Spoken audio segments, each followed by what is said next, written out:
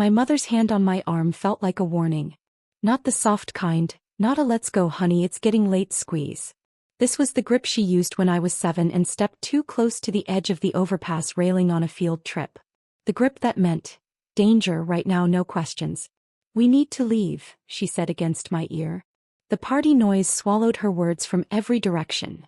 Regan's playlist thumping through invisible speakers, guests laughing, someone opening a bottle of something that cost more than my weekly grocery bill. Nadia. Right now. I looked at her. My mother, Denise, is not a dramatic woman. She does not make scenes.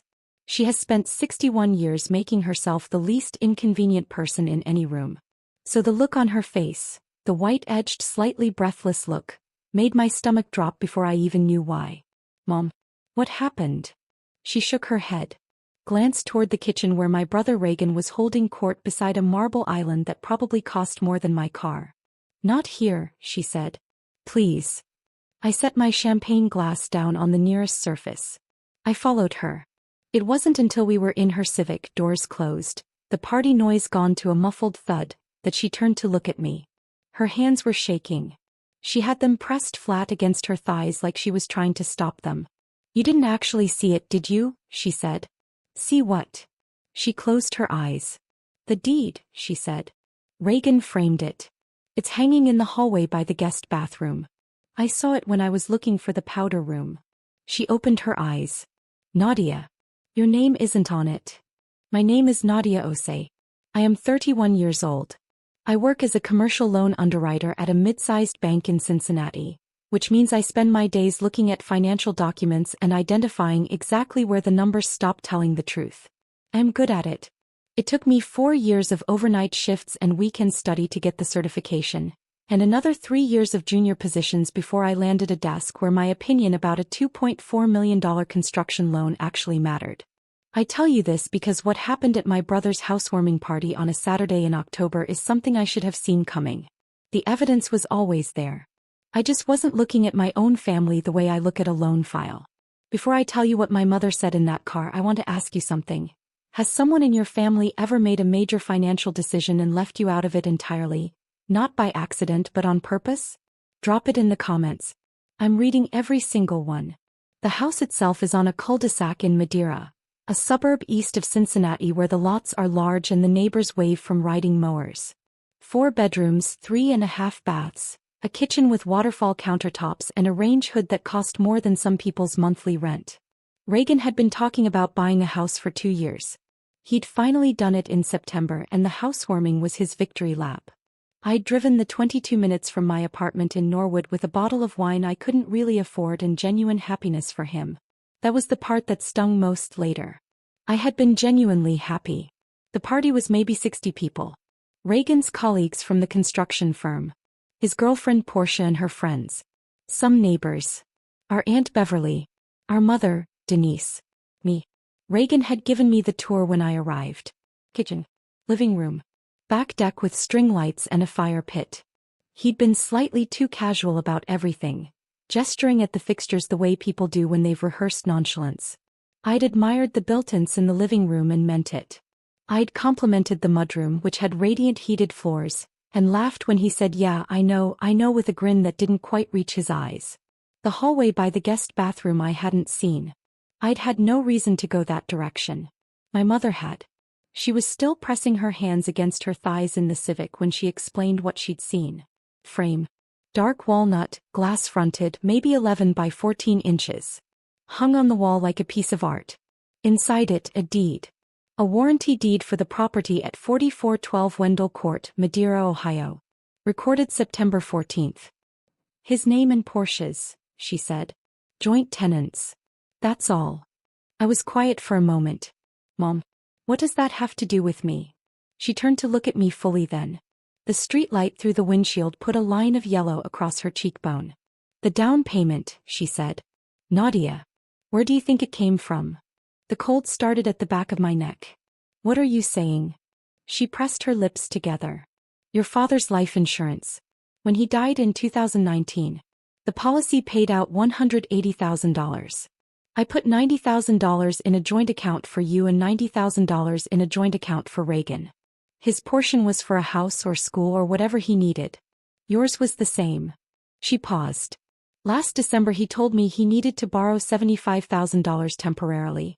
He said he had a bridge financing issue at work and would pay it back in 60 days. He asked me not to tell you. I thought, she stopped. I thought it was temporary. Mom. My voice came out very flat. Did you give him money from my account? She closed her eyes again. I had signature authority on both accounts. You know that, it was set up that way when you were still in school. She exhaled. He said he'd pay it back before you'd ever need to know. And I believed him. I believed my son.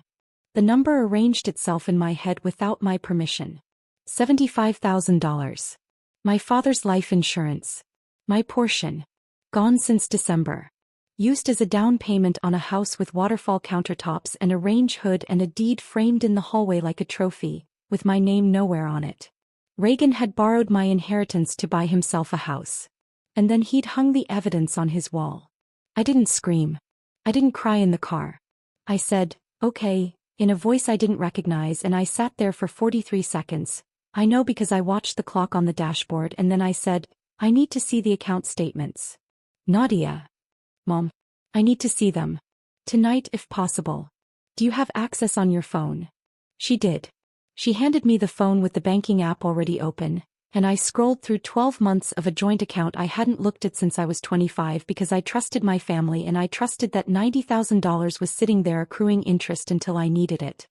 The transfer out was dated December 9th. $75,000 to an account ending in 4417. The memo field said, loan, R.O. Reganose.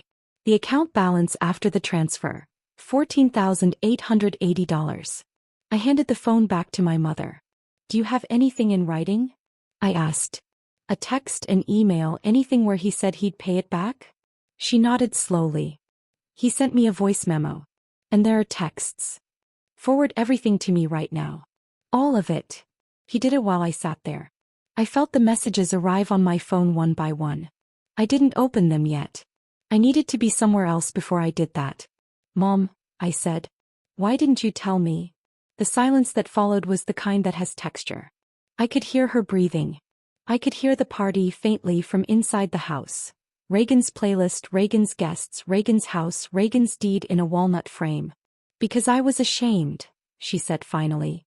Because I let my son talk me into something I knew was wrong, and I told myself it would be fine, and then it wasn't fine, and every day that went by made it harder to say anything.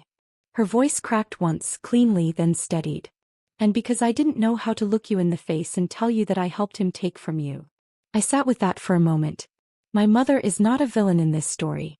I need you to understand that. She is a 61-year-old woman who lost her husband, raised 2 children alone for years before that, and spent her whole life trying to hold a family together with both hands while nobody held her. Regan knew exactly which lever to pull. He always had. That was the thing I was most angry about driving home later. Not just what he'd taken. What he'd known about our mother, her guilt, her loyalty, her terror of conflict, and used it as a tool. My apartment in Norwood is 700 square feet on the 3rd floor of a building that smells permanently of someone else's cooking. I love it. I have lived there for 4 years and every piece of furniture in it is mine, chosen by me, arranged how I want it. I got home at 11:18 p.m. and sat at my kitchen table with my laptop and my phone and a glass of water I didn't drink. I am a commercial loan underwriter. This is what I do. I look at documents. I find the place where the numbers stop telling the truth. I had spent 7 years training myself to do this without emotion, without assumption, looking only at what the paper actually said. I started reading. The voice memo was 42 seconds long. Regan's voice, relaxed, almost bored. Asterisk, Mom, I just need 60 days. It's a bridge situation, you know how construction financing works. I'll have it back in the account before February. You don't even have to tell Nadia. It's her money, but it's not like she's using it right now. Asterisk, a pause. Asterisk, she trusts you. It'll be fine. Asterisk, he trusts you. I sat with that sentence for a long time. The texts between my mother and Regan went back 11 months.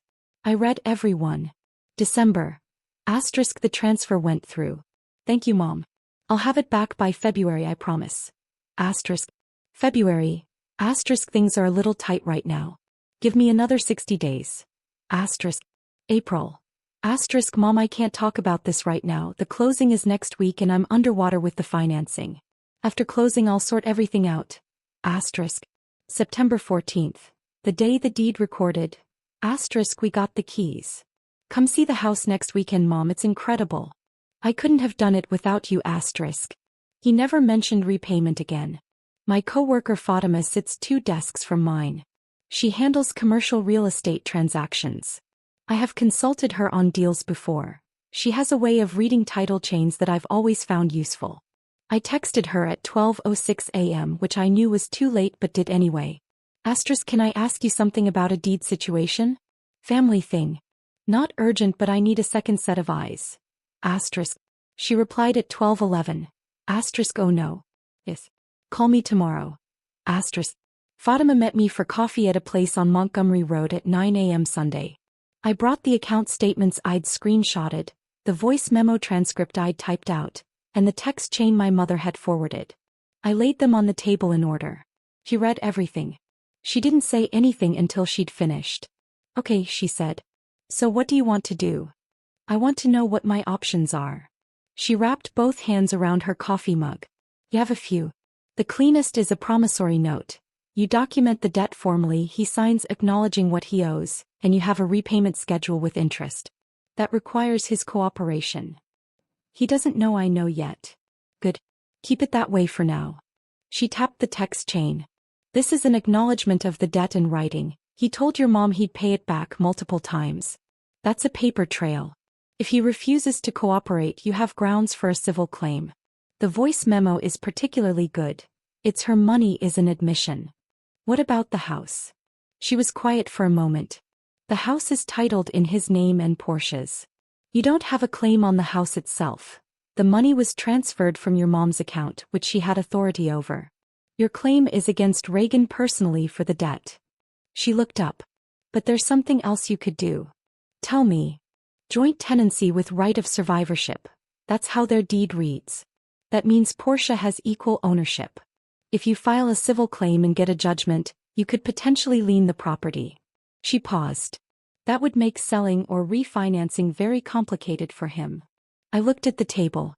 The paper trail was neatly arranged in front of me. 11 months of a debt my brother had hoped would just dissolve because I wasn't paying attention. I was paying attention now. Here is what I want to tell you about the 2 weeks after that party because it matters. I did not call Regan. I did not text him. I did not let him know in any way that anything had changed between us. He texted me on Monday. Asterisk hey, where'd you disappear to Saturday? Felt like you left early. Asterisk. I replied. Asterisk had an early morning. House looks amazing. Asterisk. He sent back a smiling emoji. I was building something he couldn't see yet. That's the only way to do it. You don't announce the flood. You just open the dam. Fatima connected me with a civil attorney named Quinton Achimpong who handled financial disputes. He charged $250 for the initial consult which I paid and he reviewed everything over 2 days before calling me back. The voice memo alone is significant, he said. Combined with the text chain, you have clear documentation that he acknowledged the money as yours, promised repayment and failed to deliver. A formal demand letter is the first step. We give him 30 days to respond with a repayment plan. If he doesn't, a pause. We file. What's the realistic outcome? If it goes to court, a judgment for $75,000 plus interest plus legal fees. We can then pursue collection against his assets, including real property. Another pause. Miss Osei, does he know you work in commercial lending? He knows what I do generally. Then he may underestimate what you understand about the documentation here. That's useful. It was useful. It was more than useful. My brother had watched me work entry-level jobs through my mid-20s and written a story about me that stopped updating when I got my certification. In his version, I was still the younger sister who needed to be managed. He hadn't noticed that I'd spent the last 4 years learning to read exactly the kind of paper trail he'd left behind him. The demand letter went out by certified mail on a Thursday 22 days after the party. Quinton drafted it. It referenced the December 9th transfer, the voice memo, the text acknowledgments, and the current outstanding balance of $75,000. It requested a written repayment plan within 30 days. Regan called me at 7:14 p.m. the same day the letter was delivered. What is this? His voice was doing the thing it does when he's trying to sound confused but is actually scared. Nadia. What is this? It's a demand letter, I said. From my attorney. You got an attorney?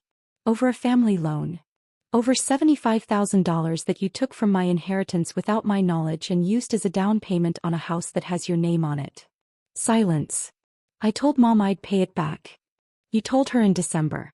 It's November. You bought a house with it. I was going to. Regan. My voice was very calm. Calmer than I felt, but not by as much as he probably thought.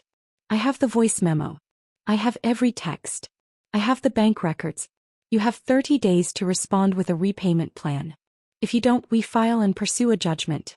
My attorney believes a property lien is a likely outcome. The silence this time was different. Heavier. You'd put a lien on my house. You used my money to buy it. Another silence. I could hear him breathing. I thought about that deed in the walnut frame in his hallway. The care he'd taken to frame it, hang it, show it off. The pride of a thing he'd built on a foundation he'd stolen. I need some time, he said finally. You have 30 days. In writing. To my attorney. I hung up. Here are 3 things I learned from this. 1. People who borrow without asking are counting on your silence, not your forgiveness. Regan didn't steal because he thought I'd understand. He stole because he calculated I wouldn't look. The moment I looked, the calculation failed. 2. The paper trail is always there. It exists whether you build it deliberately or not. Regan left a voice memo, a text chain, and a framed deed in a hallway. He thought those were separate things. They weren't. They were a case. 3. Your mother's guilt is not your burden to carry. Denise made a mistake. He knows it. She has called me twice since that night, both times to apologize, and I have told her both times that I love her and that she doesn't owe me an apology. She owes me the truth, and she gave me that when it mattered. That's enough. That's more than some people get. Regan's attorney contacted Quinton 41 days after the demand letter. 11 days past the deadline, but Quinton advised me to hold rather than file immediately and see what they offered. The offer was a promissory note for $75,000 at 4% interest, repaid over 5 years in monthly installments. No lump sum. I countered through Quinton. $75,000 at 6%, 3 years with a property lien as security. They came back, 4.5%, 4 years, lien accepted. Quinton told me it was a reasonable resolution. I told him to finalize it. The first payment of $1,741.15 came on the 1st of January.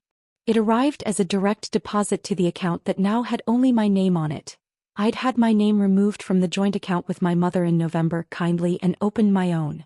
Felt like the right thing to do. Not as punishment. Just as a clear line about where things belonged. It is February now. My apartment on the 3rd floor in Norwood still smells like someone else's cooking. I still love it. I haven't been back to the house in Madeira. I don't know if the deed is still framed in the hallway. I don't need to know. What I know is this. My father worked for 27 years in a sheet metal fabrication plant in Blue Ash. He had bad knees by the time he was 50 and hands that were mapped with old cuts. He took out that life insurance policy because he wanted his children to have something solid under them when he was gone. Something that couldn't be taken. He didn't account for the fact that the taking could come from inside the family. But he also raised a daughter who learned how to read a document. Who learned how to build a paper trail.